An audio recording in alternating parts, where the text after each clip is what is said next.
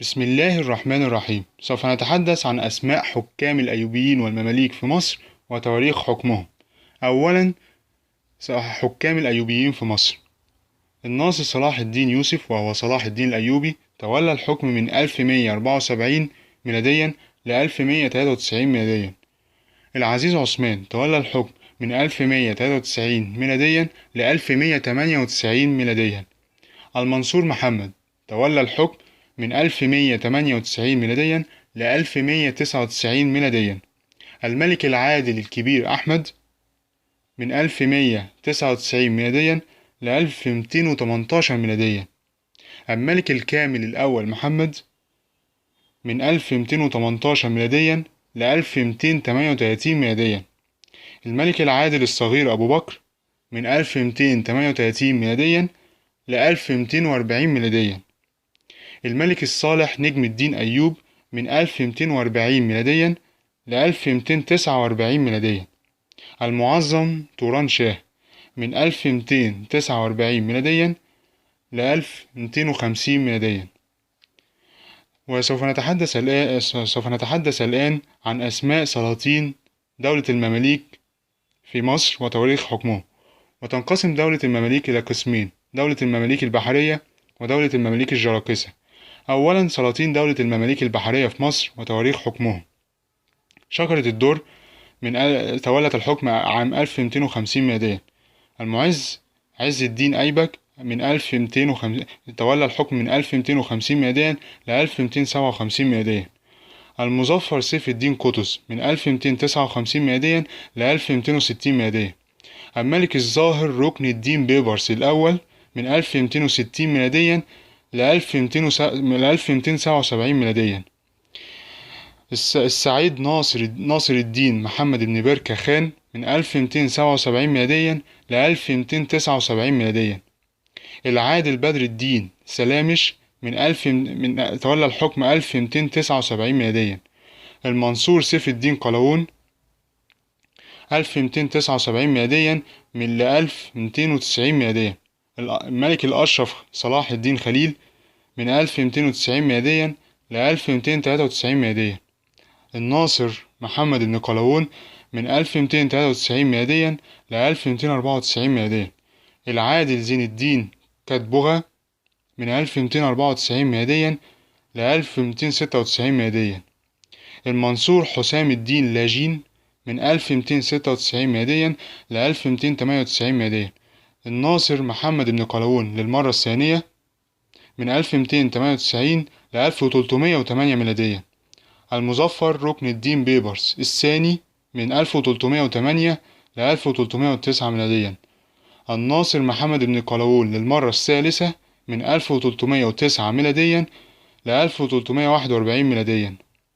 المنصور سيف الدين أبو بكر ابن الناصر محمد تولى الحكم عام 1341 ميلاديا.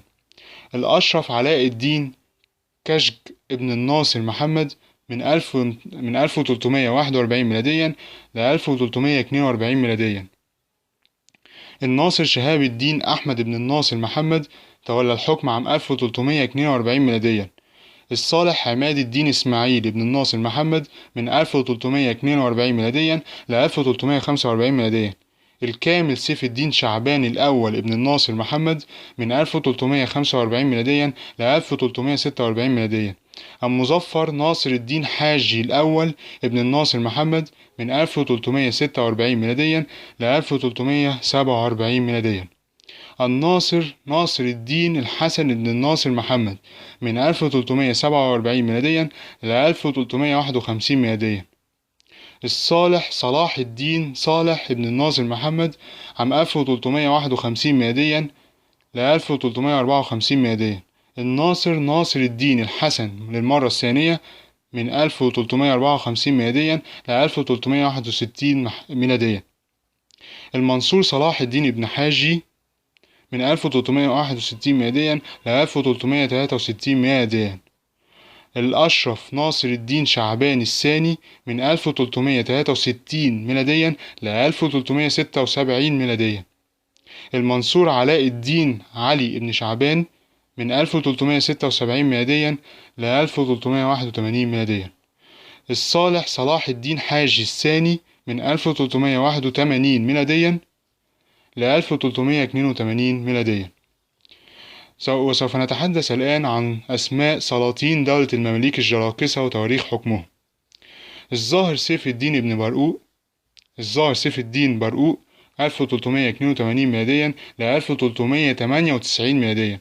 الناصر فرج بن برقوق من 1398 ميلاديا ل 1405 ميلاديا.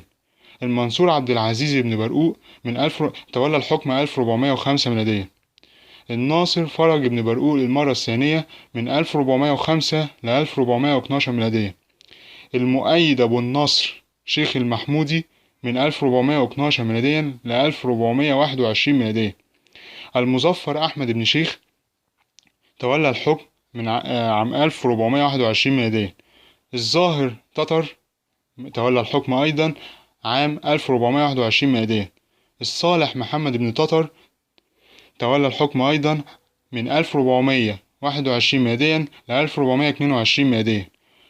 الأشرف برزباي من 1422 ميلاديا ل 1437 ميلاديا. العزيز يوسف بن برزباي من 1437 ميلاديا ل 1438 ميلاديا. الظاهر جاكمك من 1438 ميلاديا ل 1453 ميلاديا. المنصور عثمان بن جاكمك تولى الحكم عام 1453 ميلاديا. الأشرف إينال العلائي تولى الحكم أيضا عام من 1453 ميلاديا ل 1460 ميلاديا. المؤيد أحمد بن إينال تولى الحكم عام 1460 ميلاديا. الظاهر خشقدم تولى الحكم من 1460 ميلاديا ل 1467 ميلاديا. الظاهر تمر بغا تولى الحكم من 1467 ميلاديا ل 1468 ميلاديا. الأشرف قايتباي تولى الحكم في عام 1468 ميلاديا. الناصر محمد بن قايتباي تولى الحكم من 1468 ل 1496 ميلاديا. الناصر محمد بن الظاهر قنصوة 500 تولى الحكم من 1497. الناصر محمد بن قايتباي للمرة الثانية تولى الحكم عام 1497 ميلاديا ل 1498 ميلاديا. الظاهر أبو سعيد قنصوة تولى الحكم من 1498 ميلاديا ل 1500 ميلاديا. العادل الأشرف جان بلات من 1500 ميلاديا ل 1501 ميلاديا. العادل طومنباي الأول تولى الحكم عام 1501 ميلاديا. الأشرف قنصوة الغوري من 1501 ميلاديا ل 1516 ميلاديا.